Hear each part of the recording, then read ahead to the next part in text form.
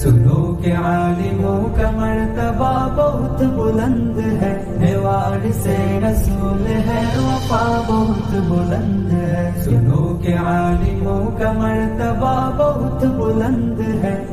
উলামায়ে কেরামকে দেশের জন্য অবদান রাখবার সবক দেওয়া মানুষগুলো অনেকেই আছেন, দেশের সম্পদ দেশের বাহিরে পাচার করে বেগম পাড়ায় তারা বাড়ি ঘর গড়ে তোলে, দেশ প্রেমের জিগির মুখে তোলেন, অথচ দেশকে লুট করে দেশের বাইরে সম্পদ পাচার করে সেখানে নিজের আখের গুছিয়ে শুধুমাত্র এখানে দেশপ্রেমের অভিনয় তারা করে থাকেন। সময় এসেছে উলামায়ে কেরামের সে অবদানকে স্বীকার করবার। সেই ব্রিটিশ বিরোধী আন্দোলন থেকে নিয়ে শুরু করে এই 24শে জুলাই আন্দোলন পর্যন্ত প্রত্যেকটা ক্ষেত্রে মাদ্রাসার ছাত্রদের উলামায়ে কেরামের যে ত্যাগ বরাবরের মতো সেটি অবমূল্যায়িত হয়েছে। কোন সেক্টরে কোন ক্ষেত্রে যথাযোগ্য মূল্যায়ন তো পরের কথা, ন্যূনতম মূল্যায়ন, ন্যূনতম কখনো সেই অবদানের স্বীকৃতি এই সমাজ কখনো দেয়নি। অনেক মিডিয়া আছে উল্লেখ করতে পর্যন্ত তারা কার্পণ্য করে।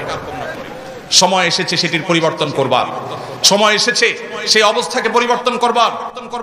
বাবুনগর মাদ্রাসা এটা বাংলাদেশের অন্য সাধারণ 10টি মাদ্রাসার মতো একটি মাদ্রাসা নয়, এটা বিশাল বড় এক বিপ্লবের সূতিকাগার। এখান থেকে বহু বিপ্লবের সূচনা, এখান থেকে জাতির ঈমান আমলের প্রহরা যেভাবে হয়ে থাকে সেটা খুবই বিরল একটি ব্যাপার।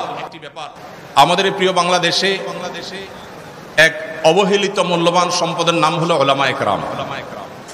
এই দেশে এই মাটিতে গুণী মানুষের কদর এমনিতেই একটু কম হয়, এর মধ্যে সবচাইতে কম কদর কম মূল্যায়ন হয় যে গুণী মানুষগুলোর, তাদের নাম হলো উলামায়ে কেরাম। উলামায়ে কেরামের যে অবদান এই সমাজ, এই দেশ, এই মাটি ও মানুষের প্রতি, সেটাকে এই সমাজে কখনো শ্রদ্ধার সাথে কৃতজ্ঞতার সাথে খুব বেশি একটা স্মরণ করতে আমরা দেখি না। এটা হলো আমাদের দেশের দুর্ভাগ্যজনক বাস্তবতা। অথচ সারা দেশে বিভিন্ন পরিসংখ্যান বিভিন্ন রকম তথ্য দিলেও মোটামুটি প্রায় আলী এবং কওমি মিলিয়ে 50,000-এর মতো দ্বীনি শিক্ষা প্রতিষ্ঠান এদেশে আছে। এদেশের মানুষের জ্ঞান অর্জন করবার যে চাহিদা আছে, প্রয়োজন আছে, তা বিপুল সংখ্যক মানুষের সেই চাহিদা পূরণ করে থাকে এই সমস্ত দ্বীনি শিক্ষা প্রতিষ্ঠান।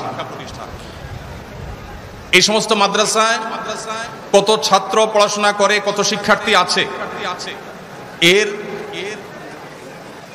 এক্সাক্ট হিসাব বা পরিসংখ্যান কারো কাছে না থাকলেও বিভিন্ন পরিসংখ্যানকে আমলে নিলে পর্যালোচনা করলে দেখা যায় প্রায় 4 থেকে 5 মিলিয়ন, 40 থেকে 50 লক্ষ মানুষ কম বেশি এই দ্বীনি মাদ্রাসা সমূহ থেকে দ্বীনের জ্ঞান আহরণ করে থাকে এবং সমাজের প্রতি তারা নানাবিধ দায়িত্ব পালন করে থাকে। উলামায়ে কেরামের যে সমস্ত অবদান আছে, উলামাদের যে সমস্ত ইতিবাচক কর্মকাণ্ড আছে, এই সমাজ বিনির্মাণে তাদের যে ভূমিকা আছে, এটা ব্রিটিশ বিরোধী আন্দোলন থেকে নিয়ে শুরু করে আজও পর্যন্ত অনবরত প্রতিনিয়ত উলামায়ে কেরাম সেটি নিবেদন করে যাচ্ছেন অনেকটা নিঃস্বার্থভাবে, কোনো প্রকার স্বীকৃতি ছাড়া, কোনো প্রকার কৃতজ্ঞতা ছাড়া। সে 1824 থেকে 31-এর তিতুমিরের বাঁশের কিল্লার সংগ্রাম, 1919 থেকে 24-এর খেলাফত আন্দোলন, কিংবা তার আগে পরে যে সাম্রাজ্যবাদী শক্তিকে অপসারণ করবার জন্য উলামায়ে কেরামের যে ত্যাগ, দিল্লির বিভিন্ন এলাকার গাছে গাছে যে উলামাদের লাশ ঝুলেছে, উলামায়ে কেরাম অকাতরে তাদের যে জীবন বিলিয়েছেন এই সাম্রাজ্যবাদীদের থেকে নিজের দেশ, এই অঞ্চলকে মুক্ত করবার জন্য, সেই থেকে শুরু হয়েছে আজও পর্যন্ত দেশের প্রত্যন্ত অঞ্চলে উলামায়ে কেরাম যেভাবে নির্লসভাবে নিঃস্বার্থভাবে পরিশ্রম দিয়ে যাচ্ছেন এই সমাজকে নির্মাণ করবার জন্য। দুঃখজনক বাস্তবতা হলেও এই রাষ্ট্র কখনো উলামায়ে কেরামের সেই অবদানকে স্বীকার করে নাই।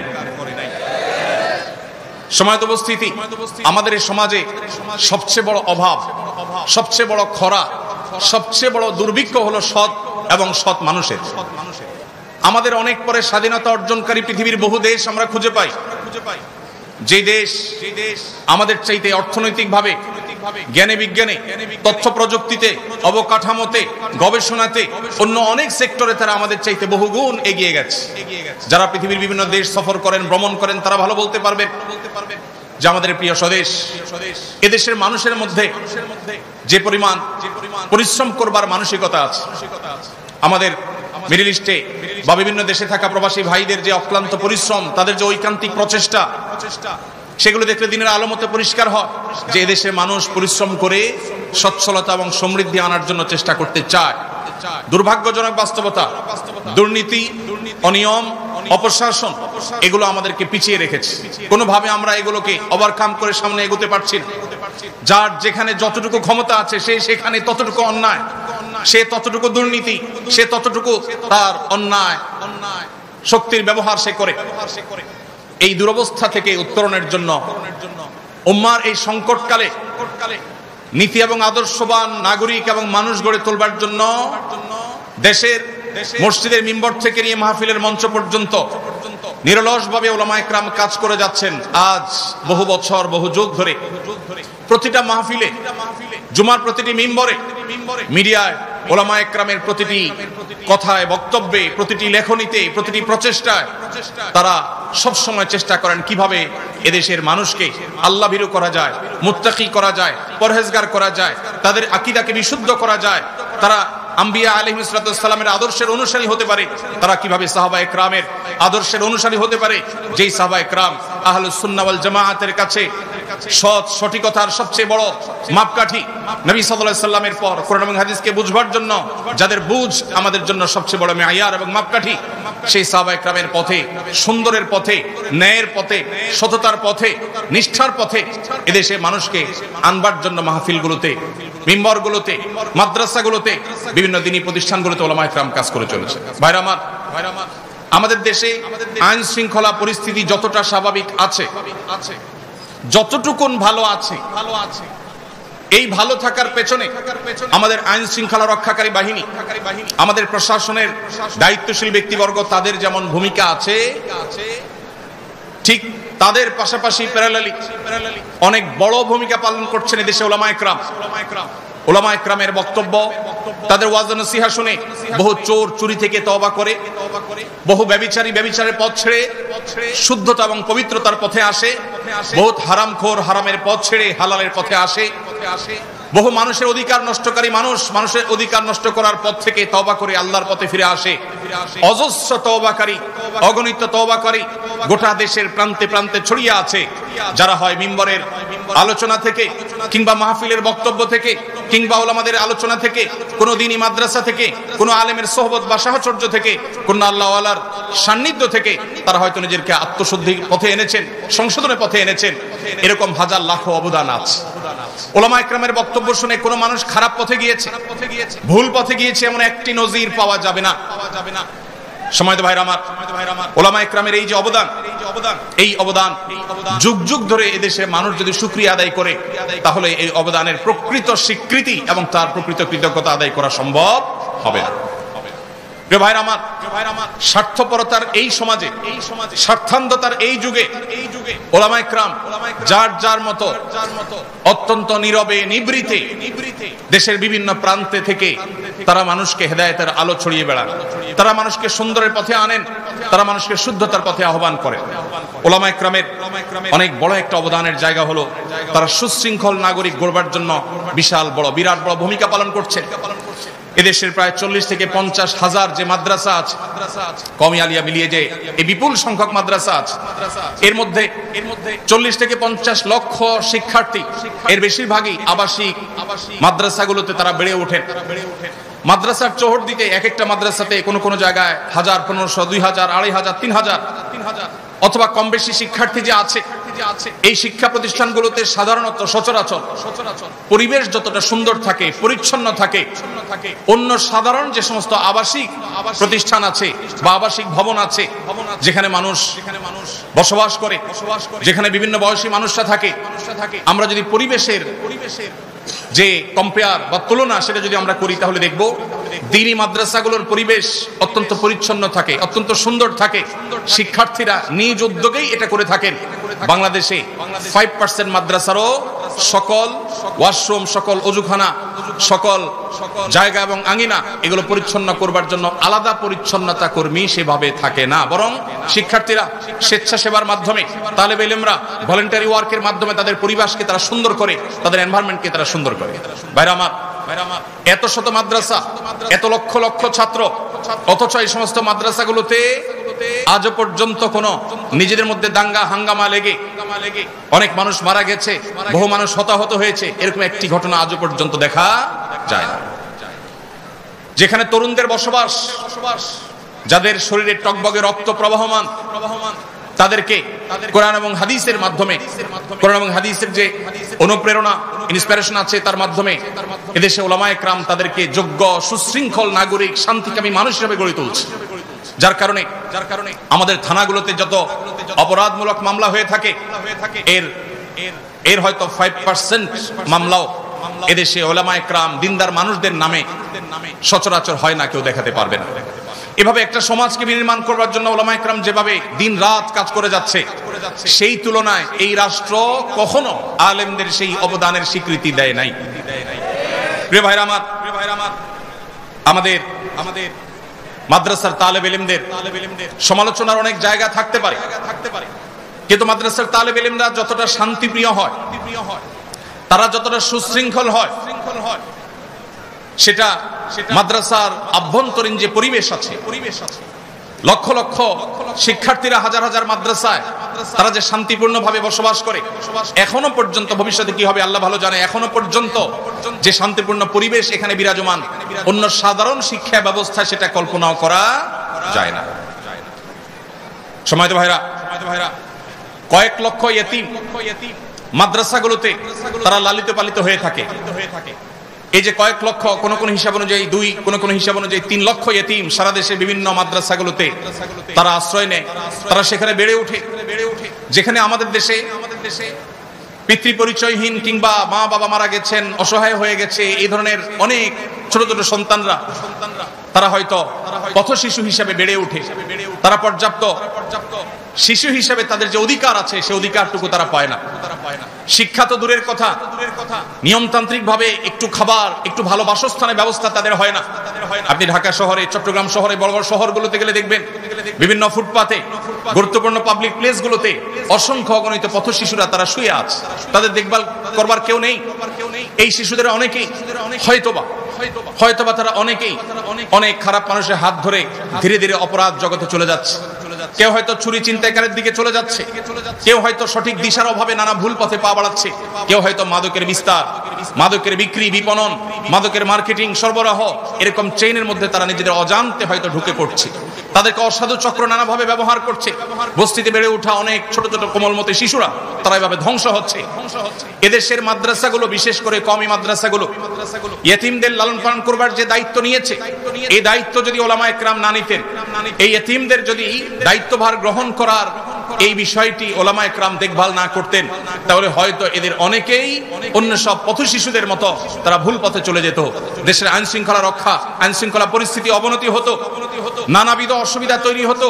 উলামায়ে কেরামের এই যে নীরবে নিবৃতে এই যে লক্ষ লক্ষ ইয়েতিম লালন পালন, তাদের খাবার দাবার, তাদের বাসস্থান শুধু নয়, তাদেরকে দেশের সবচেয়ে দামি, সবচেয়ে ভালো মানুষ, সবচেয়ে আদর্শবান নাগরিক হিসাবে গড়ে তুলবার জন্য, সৎ মানুষ হিসাবে, নিষ্ঠাবান মানুষ হিসাবে, আল্লাহবিরা মুত্তাকি মানুষ হিসাবে গড়ে তুলবার জন্য যেভাবে উলামায়ে কেরাম কাজ করছেন, মাদ্রাসাগুলো কাজ করছে, দুঃখজনক হলেও সত্য, তাদের সেই কাজের কোনো মূল্যায়ন, কোনো স্বীকৃতি আজও পর্যন্ত এই রাষ্ট্র অথবা রাষ্ট্রকে যারা ধারণ করে তারা কখনো আজও পর্যন্ত দেয়নি। সম্মানিত ভাইরা, উলামায়ে কেরাম সামাজিক কুসংস্কারের বিরুদ্ধে যে সংগ্রাম চালাচ্ছে, ধর্মের নামে অধর্ম কিংবা মানুষকে ভুল ভ্রান্ত আকীদা বিশ্বাস থেকে ফিরিয়ে এনে ইসলামের শুদ্ধ সঠিক চিন্তাধারার উপরে, সহিহ এবং বিশুদ্ধ আকীদার উপরে উঠাবার জন্য উলামায়ে কেরাম যে পরিশ্রম করছেন, এর জন্য সাধারণ মানুষ কোনো চাঁদা তাদের দেয় না। তারা আল্লাহর খাতিরে, নবীদের যে চেতনা ছিল ইন আজরিয়া ইল্লা আলাল্লাহ, সেই চেতনায় উজ্জীবিত হয়ে তারা নির্লসভাবে এদেশের মানুষকে কুসংস্কার থেকে মুক্ত করবার জন্য কাজ করে যাচ্ছেন। বহু কুসংস্কার আছে, সামাজিক কুসংস্কার, যেই কুসংস্কারগুলো এই সমাজ থেকে ঝেঁটিয়ে বিদায় করেছেন মূলত উলামায়ে কেরাম।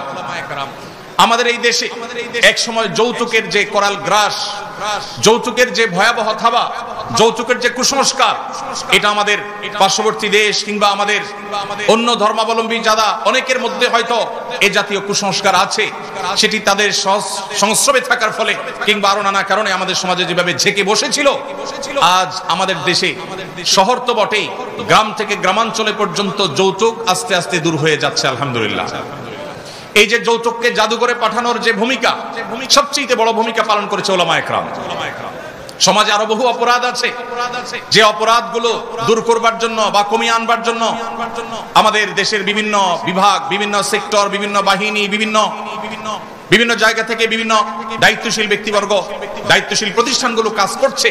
কিন্তু যৌতুক যে আমাদের সমাজ থেকে বিদায় হতে চলেছে, যৌতুক যে একটা ঘৃণার বিষয়ে পরিণত হয়েছে, যৌতুক দেওয়া নেওয়াকে সামাজিকভাবে যে অত্যন্ত খারাপ জিনিস মনে করা হয়, এই মনে করার পেছনে, এই ন্যারেটিভ বয়ান দাঁড় করাবার পেছনে একচ্ছত্র এবং একক অবদান শুধুই উলামায়ে কেরামের।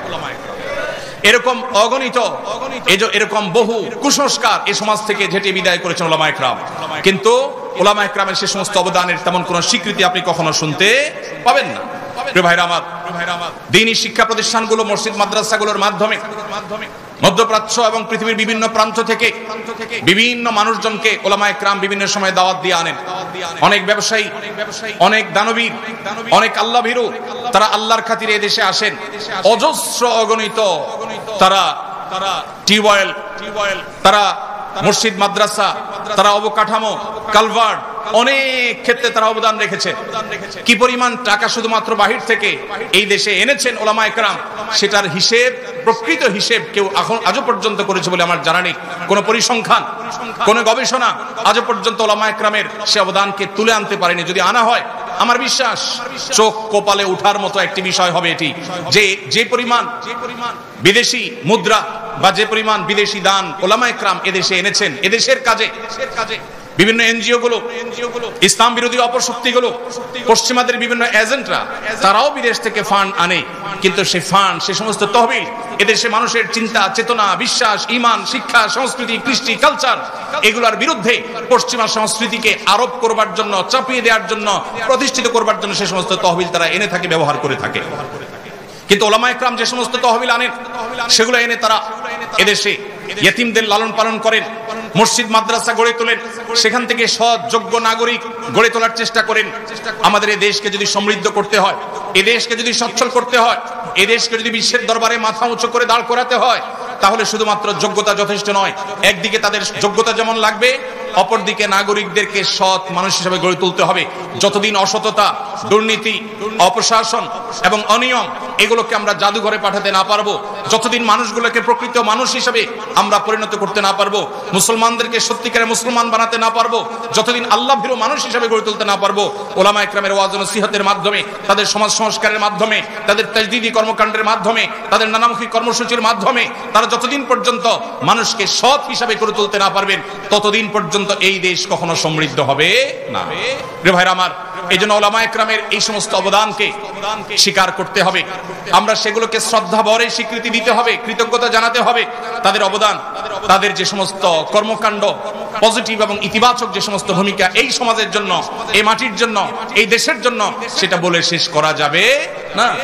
প্রিয় ভাইরা আমার, আমরা দেখেছি বিভিন্ন সময় দেশের ক্রান্তিকালে সবার আগে উলামায়ে কেরামের নেতৃত্বে সাধারণ মানুষ ঝাঁপিয়ে পড়েন।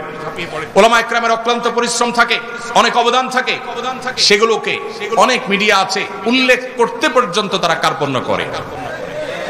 এক শ্রেণী মানুষ আছে যারা উলামায়ে কেরামের কোনো পজিটিভ কর্মকাণ্ড খুঁজে পায় না, অথচ বাস্তবতা হলো উলামায়ে কেরাম যেখানে বাহির থেকে দানবীরদেরকে দেশে এনে দেশকে সমৃদ্ধ করার চেষ্টা করে, এর বিপরীতে উলামাদের সমালোচনাকারী যারা আছে তারা অনেকে দেশের সম্পদ দেশের বাহিরে পাচার করে বেগম পাড়ায় তারা বাড়ি ঘর গড়ে তোলে।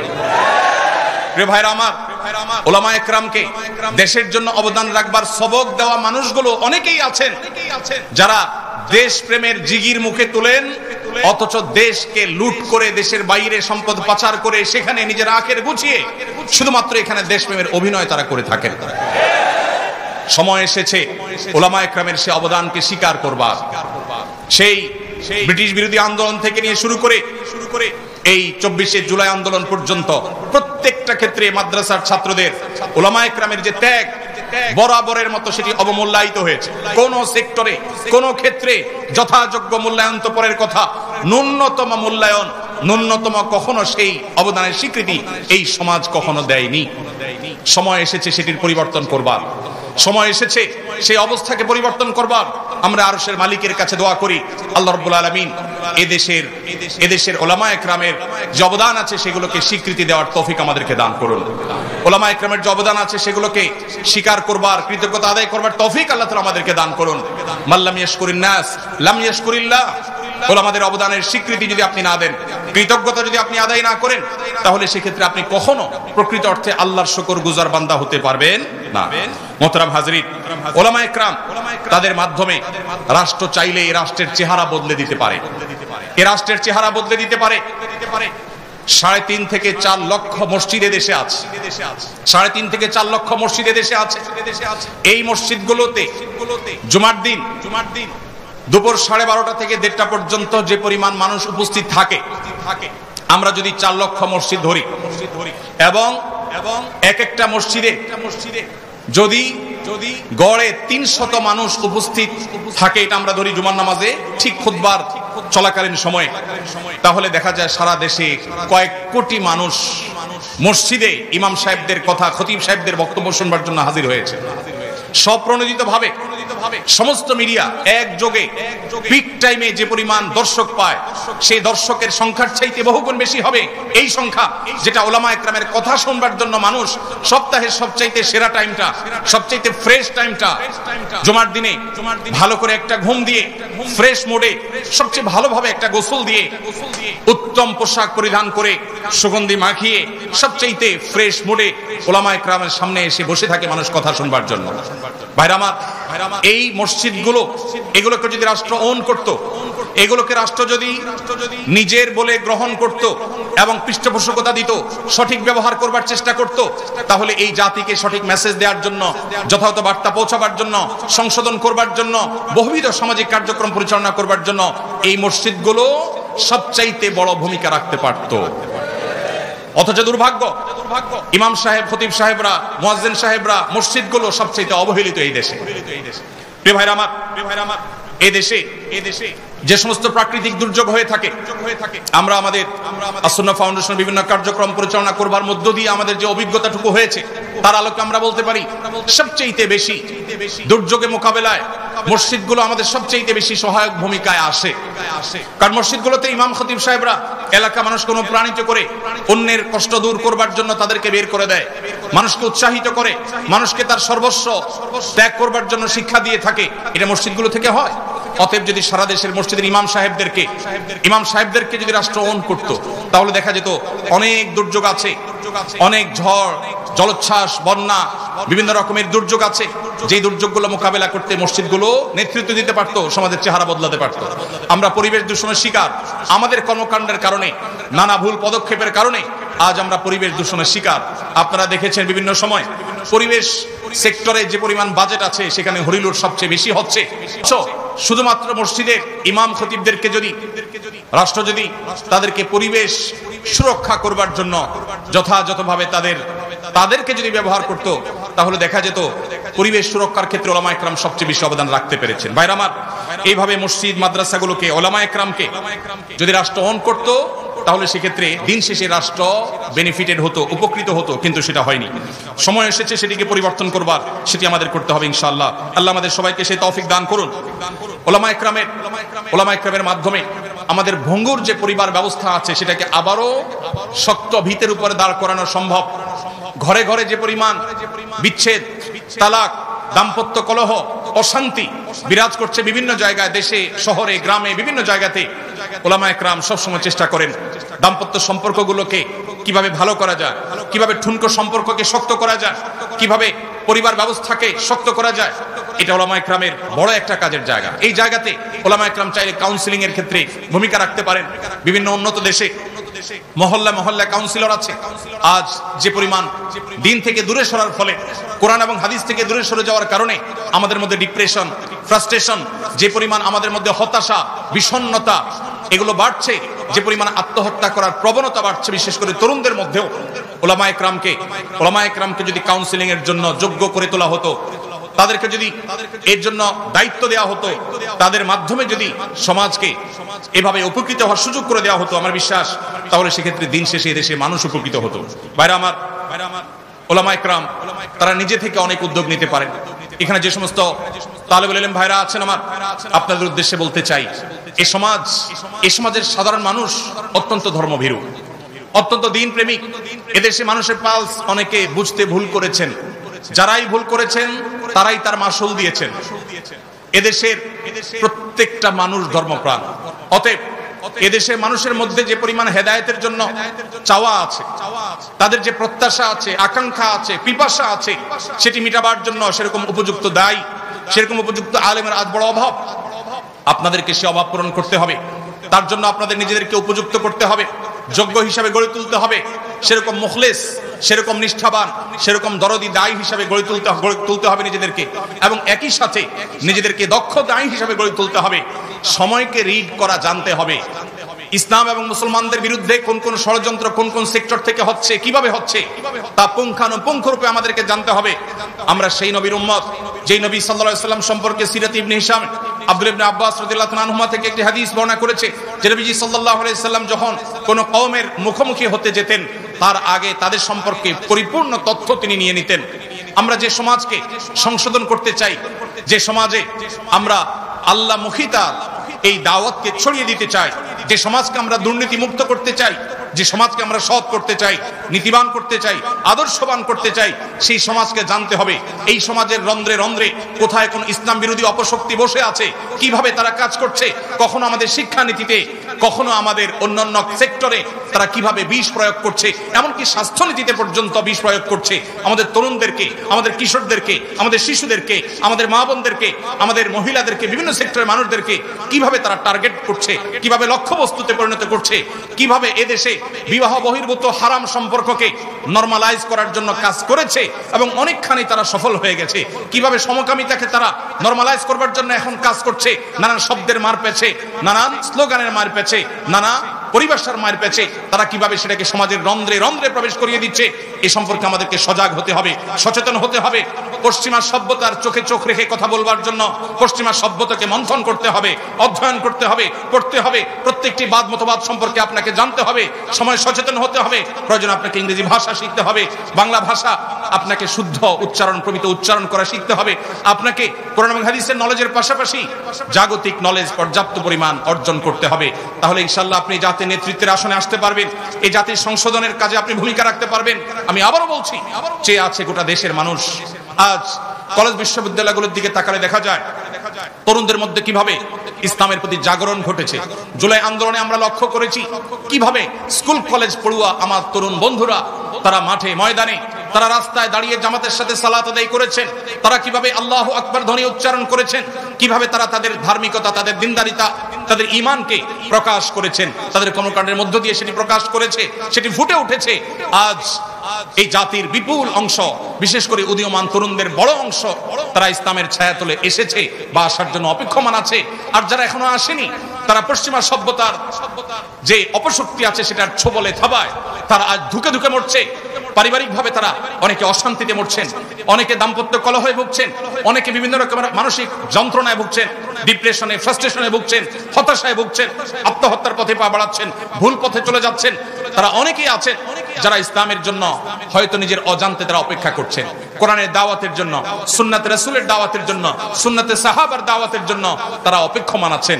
তাদের সেই পিপাসা নিবারণ করবার জন্য আজ বড় বেশি দরকার এক ঝাঁক তরুণ সেরকম আলেমের। আমি সৈয়দ আবুল হাসান আলী আন-নদভী রাহিমাহুল্লাহর সেই মায়ের দোয়ার কথা স্মরণ করতে চাই। তিনি শৈশবে তার মা সম্পর্কে তিনি তার এক বইয়ে, মেরি আম্মা নামক বইয়ে লিখেছেন যে শৈশবে তার মা জায়নামাজে বসে দোয়া করতেন, আয় আল্লাহ এক সে হাজারোं কি জরুরত পুরি ফরমা।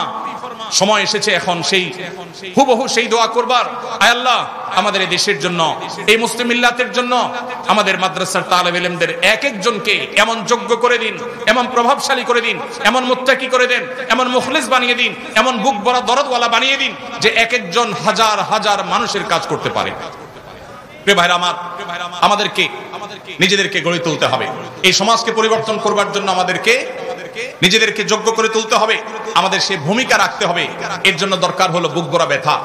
বুক ভরা ব্যথা নবী করিম সাল্লাল্লাহু আলাইহি ওয়াসাল্লাম তিনি তার এক হাদিসে তিনি বলেছেন, আপনারা জানেন নয় কি, যে তোমরা যখন জাহান্নামে পতিত হওয়ার জন্য পতঙ্গের মতো, পতঙ্গ যেরকম আগুন কিংবা বিদ্যুতের লাইটের উপর ঝাঁপিয়ে পড়ে পড়ে নিজেকে শেষ করে দেয়, তোমরা নিজেদেরকে পাপের দিকে, জাহান্নামের দিকে সেভাবে যখন ধাবিত করো, ওয়ানা আখিযুম বিহুজাজিকুম মিনান নার, আমি তোমাদেরকে জাহান্নাম থেকে বাঁচাবার জন্য তোমাদের কোমর ধরে টানার মতো চেষ্টা করি। আজ সেই নবী আলাইহিস সালামের মতো নবীওয়ালার সেই দরদ, সেই ব্যথা, সেই বেদনা বুকে ধারণ করে আজ আমরা মানুষকে দাওয়াত দিতে হবে কোরআন এবং হাদিসের পথে, কোরআন এবং সুন্নাহর পথে, বিশুদ্ধ আকীদার পথে।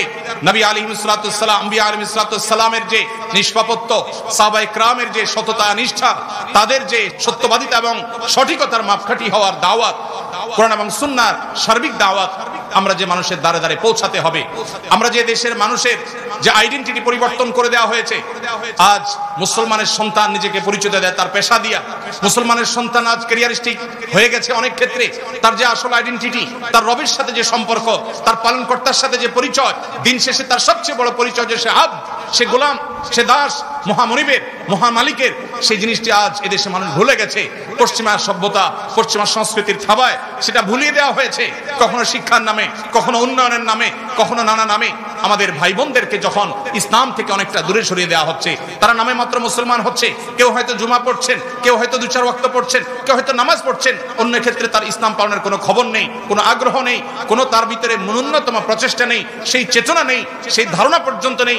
সে মানুষগুলোকে পরিপূর্ণ ইসলামের পথে আনার কাজ আমাদেরকে করতে হবে এবং তার জন্য নিজেকে উপযোগী করতে হবে এবং নিজের মধ্যে সেই দরদ, সেই যোগ্যতা, সেই বহুমুখী প্রতিভা, সময়কে জানার মতো যোগ্যতা, সমসাময়িক জ্ঞান যতটুকু না জানলে নয় সেটা আমাদেরকে অর্জন করতে হবে। লিডারশিপ কোয়ালিটি আমাদের মধ্যে আনতে হবে। লিডারশিপ কোয়ালিটি না আনলে আমরা শুধুই কোরআন এবং হাদিসের কথা মানুষকে শুধু বলবো, কিন্তু আমরা সমাজের নেতৃত্বের আসনে আসতে পারবো না। কোরআন হাদিসের মধ্যে লিডারশিপ আছে, সেটাকেই শুধুমাত্র আলাদা করে আমাদেরকে ধারণ করতে হবে, শিখতে হবে, অর্জন করতে হবে। আর সে আজিমের মালিকের কাছে দোয়া করি, আল্লাহ রাব্বুল আলামিন আমাদের তালেবে ইলমদেরকে, আমাদের উলামায়ে কেরামকে এই সমাজকে পরিবর্তনকারী হিসাবে পরিবর্তন করবার জন্য যত যোগ্যতা প্রয়োজন, যত নিষ্ঠা প্রয়োজন, যত ইখলাসের প্রয়োজন, যত দরদের প্রয়োজন, আল্লাহ রাব্বুল আলামিন আমাদের সবাইকে সেই দরদ, সেই ইখলাস, সেই নিষ্ঠা, সেই যোগ্যতা দান করুন। এই মাটিকে আল্লাহ তাআলা দ্বীনের জন্য, ঈমানের জন্য, কোরআনের জন্য, সুন্নাহর জন্য আল্লাহ তাআলা কবুল এবং মঞ্জুর করুন। বাবুনগর মাদ্রাসা এটা বাংলাদেশের অন্য সাধারণ 10টি মাদ্রাসার মতো একটি মাদ্রাসা নয়। এটা বিশাল বড় এক বিপ্লবের সূতিকাগার। এখান থেকে বহু বিপ্লবের সূচনা, এখান থেকে জাতির ঈমান আমলের প্রহরা যেভাবে হয়ে থাকে সেটা খুবই বিরল একটি ব্যাপার। আল্লাহ রাব্বুল আলামিনের কাছে দোয়া করি, আল্লাহ রাব্বুল আলামিন আমাদেরকে সেই চেতনা, সেই ঈমানি দায়িত্ব আমাদেরকে আমরণ পালন করবার তৌফিক দান করুন। দ্বীনি প্রতিষ্ঠানগুলো, উলামায়ে কেরামের যে অবদান, সেটাকে এই সমাজ, এই জাতিকে আল্লাহ তাআলা পরিপূর্ণভাবে স্বীকৃতি দেওয়ার, কৃতজ্ঞতা আদায় করার, উলামায়ে কেরাম তাদের সবটুকুন দেওয়ার সুযোগ যেন লাভ করেন, সেই তৌফিক আমাদের সবাইকে আল্লাহ তাআলা দান করুন। আল্লাহ রাব্বুল আলামিন গোটা দুনিয়ার মাজলুম যে মানবতা আছে, মুসলিম মা বোনেরা, আমাদের ভাই বোনেরা, আমাদের যে যে প্রান্তে আজ মাজলুম আছে, আরশে আজিমের মালিকের কাছে ফরিয়াদ করি, আল্লাহ রাব্বুল আলামিন তাদের সবাইকে আল্লাহ রাব্বুল আলামিন তার গায়বী নুসরত দান করুন, যেভাবে আসহাবে বদরকে আল্লাহ তাআলা করেছেন। আল্লাহ রাব্বুল আলামিনের কাছে কায়মা বাক্যে দোয়া করি, আল্লাহ তাআলা এই মাহফিলকে, এই জলসাকে কবুল এবং মঞ্জুর করুন। আমাদেরকে কোরআন এবং সুন্নাহর অনুসারী হওয়ার তৌফিক দান করুন। আল্লাহ রাসূল সাল্লাল্লাহু আলাইহি ওয়াসাল্লাম, সাহাবায়ে কেরামের অনুসারী হওয়ার তৌফিক দান করুন। আমাদের সবাইকে ইত্তেবায়ে সুন্নাহ, সুন্নাতে রাসূল এবং সুন্নাতে সাহাবার পরিপূর্ণ ইত্তেবা এবং অনুকরণ করার তৌফিক দান করুন। আমি আবারও শুকরিয়া জানাচ্ছি আমাদের সম্মানিত মুরব্বিয়ানে আযমের প্রতি, যারা আমাকে কিছু কথা বলবার সুযোগ করে দিয়েছেন, যাদের বদান্যতার কারণে, তাদের হোসনে জনের কারণে আমি হয়তো কিছু কথা বলবার সুযোগ পেয়েছি। ইন আসাবতু ফামিনাল্লাহ, যদি আমি সঠিক কিছু বলে থাকি সেটি আল্লাহর তরফ থেকে, ওয়া ইন আখতাতু ফামিন্নী ওয়া মিনাশ শাইতান, যদি ভুল কিছু করে থাকি, বলে থাকি, সেটি শয়তান বা আমার তরফ থেকে।